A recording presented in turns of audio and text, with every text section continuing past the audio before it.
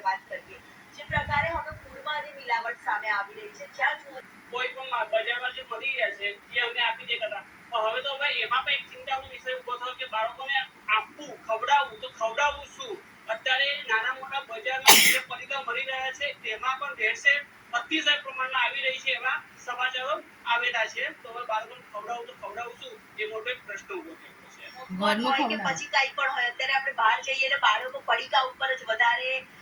આશ્રય કરતા હોય છે કે પડીકા ખવડાવી દઈશું પણ હવે આ જે મામલો સામે આવ્યો તપાસમાં ભેળસેળ સામે આવી કેટલી ચિંતાજનક છે કે બાળકોને અત્યાર સુધી અમે પડીકા ખવડાવતા હવે એમને શું ખવડાવવું એ અમે ચિંતાજનક થઈ ગયા છે કે બાળકોને હવે જમવામાં શું આપવું નાસ્તામાં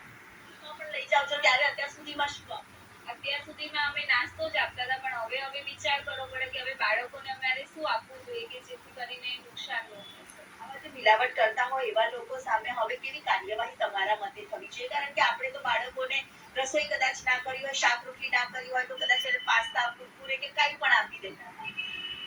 પાસ્તા કે કુરકુરે એ તો ચલો એ તો પડીકામાં આપણે આપી દેતા ફ્રૂટ આપવું હોય તો પણ એમાં પણ મિલાવટ વાળું આવે છે કે ફ્રૂટને પણ કૃત્રિમ ઇન્જેક્શનો આપીને પકવવામાં આવે છે એ પણ આપણા બાળકો માટે શરીર માટે હાનિકારક છે તો હવે આપણે આપવું તો શું છોકરાઓને બાળકોને નાસ્તામાં આપવું તો શું આપણે દરેક જગ્યાએ મિલાવટ જ મિલાવટ હવે વાલીઓને પણ પોતાના સંતાનો માટે ચિંતા સતાવી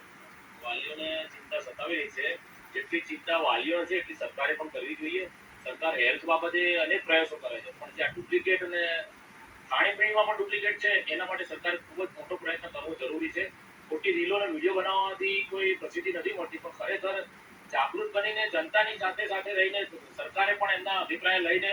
ડુપ્લિકેટ ઉપર કડક કાર્યવાહી કરવી જોઈએ. એના માટે શું માનો છો કે કેવા પ્રકારની કાર્યવાહી કરવી છે